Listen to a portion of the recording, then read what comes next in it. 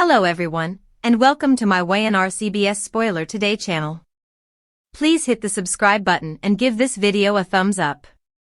The moment Tucker McCall stepped back into Genoa City, the air around the power players of the megacity shifted in a way that no bone could ignore. Tucker had always been a man who thrived on chaos, strategy, and occasion, and this time he returned with a veritably specific purpose. For weeks, the reproach girding Jack Abbott's treason, Diane Jenkins Abbott's fury, and Victor Newman's shadowy involvement had dominated every discussion among the megacity's nobility. While utmost people believed the situation was simply another emotional disaster within the Abbott family, Tucker saw commodity much bigger beneath the face. He'd spent enough time studying Victor Newman to fate the pattern manipulation, control, and the quiet destruction of anyone who dared challenge his power. But this time, Victor might have gone too far. And Tucker believed he eventually had the influence to bring the most important man in Genoa City to his knees. Jack Abbott was exhausted from fighting battles on multiple fronts. His marriage was hanging by a thread, Patty Williams' preoccupation continued hanging him, and rumors about his supposed treason were damaging both his character and the stability of Jabot. Every day felt like a new extremity staying to explode. When Tucker requested a private meeting, Jack was incontinently suspicious. The two men had a long and complicated history filled with contest, uneasy respect, and occasional cooperation when their interests aligned. Jack knew Tucker infrequently did anything without awaiting commodity in return. Still, curiosity and despair pushed Jack to hear him out. The meeting took place late in the evening at the Grand Phoenix Chesterfield, long after the crowds had faded. Tucker arrived with the relaxed confidence of someone holding important cards. Without wasting time, he laid out the verity he'd been probing since news of the yacht incident surfaced. According to Tucker, Victor Newman had orchestrated far further than a simple demotion. He'd arranged for Jack to be cured, icing his judgment would be compromised at the exact moment Patty Williams appeared. The entire reproach had been designed to destroy Jack's credibility, fracture his marriage to Diane, and weaken the Abbott family's influence in Genoa City. Jack heeded in stupefied silence as Tucker presented pieces of substantiation, private dispatches, fiscal transfers, and substantiation statements that suggested Victor's involvement ran deeper than anyone suspected. For Jack, the disclosure was both vindicating and frightening. It verified what he'd suspected each along, that he'd been manipulated. Yet it also meant Victor had crossed a line that could enkindle a full-scale war between two of the megacity's most important dynasties. Jack asked Tucker the egregious question, why bring this information to him? Tucker's answer came with a slight smile. He'd three veritably specific reasons for wanting Victor Newman exposed and conceivably transferred to captivity. The first reason was particular. Tucker had spent times watching Victor operate above the law, manipulating governments, pots, and families without facing real consequences. Victor's arrogance had grown so enormous that he believed himself untouchable. Tucker despised that kind of unbounded power. Bringing Victor down would not only satisfy a long-standing contest but also prove that indeed Genoa City's most stressed Goliath could fall. To Tucker, this was about balance. Victor had spent decades destroying anyone who hovered his conglomerate. Now it was time for someone to challenge him with the same ruthlessness. The alternate reason was strategic. Tucker understood that Victor's influence reached into nearly every major business adventure in Genoa City. As long as Victor remained untouchable, no rival company could truly contend with Newman Enterprises. If Victor were removed, indeed temporarily, an enormous power vacuum would open across the megacity's commercial geography. Tucker was shy about admitting that he intended to subsidize on that occasion. By helping Jack expose Victor's crimes, Tucker would not only weaken a rival but also place himself as a central figure in the megacity's new balance of power. The third reason, still, was the most explosive of all. Tucker claimed he'd uncovered substantiation linking Victor to multiple illegal operations far beyond the yacht incident. According to Tucker, Victor had still authorized conduct that could be considered felonious conspiracies, bribery, substantiation, intimidation, and the illegal use of chemical substances to manipulate individuals. However, Victor Newman wouldn't just face a reproach if those charges were proven in court. He could face factual captivity time. Jack plotted to reuse the magnitude of what Tucker was suggesting. Taking down Victor Newman wasn't just another business contest, it was a move that could reshape the entire megacity. Yet Jack couldn't deny that Victor's manipulation had formerly destroyed two important. His marriage with Diane had nearly collapsed because of that scheme. His character had been dragged through the slush. And Patty Williams' dangerous preoccupation had been reignited by Victor's plan.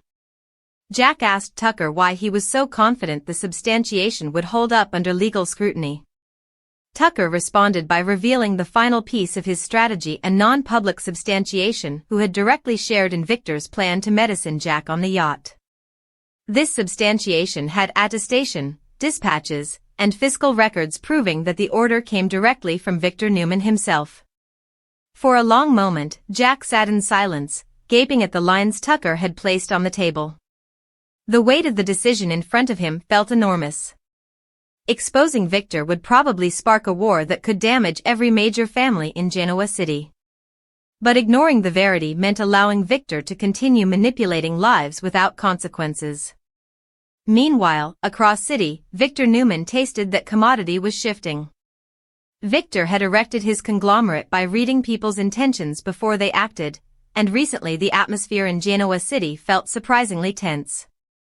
Rumors of Tucker McCall's return had formerly reached his cognizance, and Victor knew Tucker infrequently moved without a plan.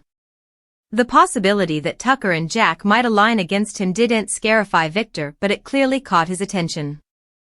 Back at the Chesterfield, Tucker leaned forward and delivered his final offer. He wanted an alliance. Not a temporary armistice or a quiet exchange of information, but a full strategic cooperation designed to expose Victor's crimes intimately. Together, they could present the substantiation to civil authorities, icing that the disquisition bypassed Victor's usual network of influence. Jack realized the magnitude of what Tucker was offering. However, Victor Newman, Genoa City's most important man, could actually be arrested if the plan succeeded. But the pitfalls were enormous. Victor had destroyed adversaries far more important than Tucker and Jack combined. However, the retribution would be ruinous if their attempt failed. Yet Jack also allowed. About Diane. Her wrathfulness, her demotion, and the damage done to their marriage had all been touched off by Victor's scheme. Proving Victor's guilt might be the only way to show Diane that Jack had truly been a victim of manipulation rather than treason. Eventually, Jack looked up and met Tucker's eyes. For the first time in weeks, a sense of purpose replaced the prostration he'd been carrying. He extended his hand across the table. The alliance was formed. At that exact moment, neither man completely understood the storm they had just unleashed. However, the consequences would ripple through every corner of Genoa City, if Tucker's substantiation truly exposed Victor's felonious operations. Families would take sides, pots would shift alliances, and the megacity's most important conglomerate could face its topmost trouble in decades. Victor Newman had always believed he was untouchable. But now, with Tucker McCall and Jack Abbott working together, the verity was creeping near to the face, and it had the power to turn Victor's world into his worst agony. The alliance between Tucker McCall and Jack Abbott was the kind of development that could shake the foundations of Genoa City, indeed if only many people knew about it at first. For decades, Victor Newman had ruled the megacity like a king whose authority couldn't be challenged. Business leaders stressed him, politicians admired him, and adversaries ultimately learned that fighting Victor generally ended in ruin. Yet now, for the first time in a long while, two men with enough intelligence, influence, and particular provocation had still decided to take him down. Tucker had returned with a purpose, and Jack, who had spent weeks watching his life deteriorate because of Victor's manipulation, was eventually ready to fight back. After their meeting at the Grand Phoenix Chesterfield, Tucker didn't desolate time. He began moving pieces across the board with the calculated perfection of a master strategist. Within 48 hours, he arranged a private position where Jack could review the full compass of the substantiation he'd been gathering for months. Tucker revealed that he'd no way truly stopped probing Victor's questionable dealings. For times, he'd still erected a network of connections, former workers of Newman Enterprises, private security contractors, and fiscal judges who understood how Victor moved plutocrat through complex commercial channels. What began as simple curiosity had ultimately evolved into a comprehensive train filled with suspicious deals, retired agreements, and dispatches that suggested at Victor's amenability to cross legal lines whenever it suited him. But the most critical part of Tucker's plan revolved around the yacht incident that had destroyed Jack's character. According to Tucker's sources, Victor had hired a private conciliator to deliver a specific substance meant to vitiate Jack's judgment without leaving egregious traces. The thing was simple: weaken Jack mentally, allow Patty Williams to exploit the situation, and produce a reproach so ruinous that Diane Jenkins Abbott would walk down from her hubby. Once Jack's particular life collapsed, his authority at Jabot would weaken as well, giving Victor the occasion to strain his influence over Genoa City's commercial scale. Jack's response to this information was an admixture of wrathfulness and relief. On one hand, the substantiation verified that he'd been designedly manipulated into a humiliating situation. On the other hand, the verity meant that Victor's conduct had been indeed more ruthless than Jack firstly imagined. Victor hadn't simply tried to embarrass him, he had tried to destroy his entire life. Still, Tucker reminded Jack that proving Victor's guilt in a court of law would bear further than reservations and circular fiscal trails. They demanded inarguable substantiation that Victor had tête-à-tête authorized the plan. That was where Tucker's secret armament came by. The substantiation Tucker had mentioned before was a man named Adrian Keller, a former logistics advisor who had sometimes worked with private contractors connected to Newman Enterprises. Keller had been responsible for coordinating certain arrangements on the yacht the night Jack was cured.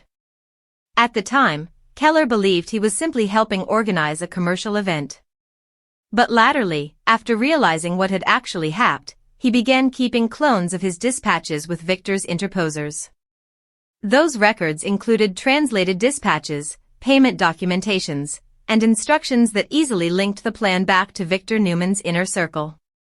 When Tucker eventually arranged a meeting between Jack and Keller, the atmosphere was tense with expectation.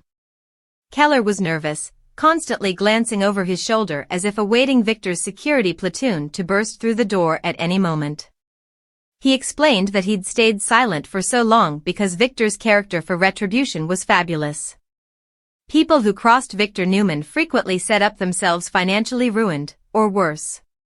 But Keller had reached a breaking point. The guilt of knowing he played a part in destroying someone's life had come unsupportable. Jack heeded precisely as Keller described the night of the yacht incident in chilling detail. Victor had claimed that the plan remained discreet, communicating through interposers rather than giving direct instructions. Still, one communication had slipped through the cracks. In a brief but unmistakable communication, Victor approved the final stage of the operation, attesting that the special medication for Jack's drink should do exactly as planned. That communication was the piece of substantiation Tucker had been staying for. However, it could link Victor directly to the crime, if authentic. But Tucker knew that revealing the substantiation too soon would be a mistake. Victor Newman had erected his conglomerate by anticipating pitfalls before they materialized. Victor would face scrutiny that indeed his vast coffers might struggle to control. Jack dithered for a moment before agreeing. The idea of transferring Victor Newman to captivity felt surreal. Their contest had lasted decades, but it had always played out through commercial battles and strategic maneuvering. Crossing into Felonia's home meant this conflict would escalate beyond anything either man had endured before. While Tucker and Jack continued preparing their case, Diane Jenkins Abbott remained ignorant of the alliance forming in the murk. Diane had spent weeks gathering her own information about Victor's involvement in the yacht reproach. Although she had uncovered enough suggestions to suspect Victor's guilt, she still demanded the definitive evidence demanded to expose him intimately. Her wrathfulness toward Jack had sluggishly evolved into conservative mistrustfulness as she realized how precisely the entire situation had been orchestrated. One evening, while reviewing documents in her study, Diane entered an unanticipated phone call from Tucker McCall. His tone was surprisingly serious as he asked to meet her intimately. Diane incontinently tasted that commodity significant was passing. When she arrived at Tucker's suite latterly that night, she was shocked to see Jack formally staying there. The pressure in the room was nearly unsupportable. Diane's eyes moved between the two men, her dubitation egregious. For weeks she had believed Jack might be hiding commodity from her, but she no way imagined he'd intimately unite with Tucker. Jack snappily explained that the meeting wasn't about business, it was about the verity behind the treason that had nearly destroyed their marriage. Also, Tucker placed the substantiation on the table. As Diane read through the documents, the wrathfulness she had carried for so long sluggishly shifted into stupefied unbelief. The records verified what she had begun to suspect: Victor Newman had finagled the entire situation to manipulate Jack into appearing treacherous. The consummation was inviting. Diane felt a swell of feelings she plotted to control: rage toward Victor, moping pain from the demotion she endured, and the delicate recognition that Jack had indeed been a victim of Victor's scheme. Jack spoke vocally, telling Diane that he no way stopped trying to prove the verity. He admitted that his incapability to explain what happened had made him look shamefaced, but he hoped the substantiation would eventually show her that he no way designedly betrayed her. For a long moment, Diane said nothing. Also, she closed the train and looked directly at Jack. The hurt in her eyes was still there, but it was now mixed with commodity additional understanding. Meanwhile, Victor Newman was beginning to sense that forces were moving against him. Victor had survived numerous backstabbings and commercial wars, but he trusted his instincts further than anything differently. Lately, those instincts had been telling him that Tucker McCall's return to Genoa City was no coexistence. Victor began still instructing his security platoon to cover Tucker's conditioning, determined to discover what game his rival was playing. What Victor didn't yet realize was that the substantiation against him was formally moving towards civil authorities. Within days, prosecutors would begin reviewing a case that could hang everything Victor Newman had erected. Back at Tucker's suite, the three conspirators, Tucker, Jack, and Diane, stood at the edge of a decision that could reshape the megacity's future. However, Victor Newman might eventually face consequences for the manipulations that had defined his reign of power, if they followed through with Tucker's plan. But bringing down a man like Victor was no way simple.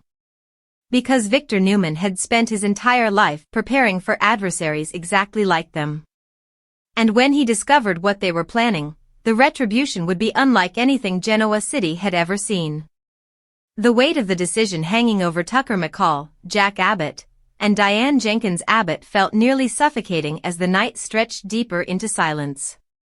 None of them spoke for several twinkles after Diane finished reading the documents Tucker had placed on the table. The substantiation was inarguable. Every communication, fiscal record, and substantiation statement refocused toward a single conclusion: Victor Newman had orchestrated the entire yacht incident with nipping perfection. What Diane had believed was a humiliating treason was actually the result of an advised scheme designed to destroy her marriage and weaken Jack's position in Genoa City. The consummation made her stomach twist with wrathfulness. Diane sluggishly exhaled and leaned back in her president, her mind contending through the counter-accusations. For weeks she had allowed her heartache to fuel a quiet war against Jack, induced that he'd chosen Patty Williams over her. Now the verity was forcing her to defy commodity, far more disturbing. Victor had manipulated her feelings as adroitly as he manipulated Jack's circumstances. He'd counted on Diane's response, her pride, her pain, her turndown to forgive snappily, to ensure that the damage between her and Jack would grow deeper. In Victor's mind, their marriage had simply been another chess piece in his endless battle for power. Jack watched Diane precisely, uncertain of what she might say coming.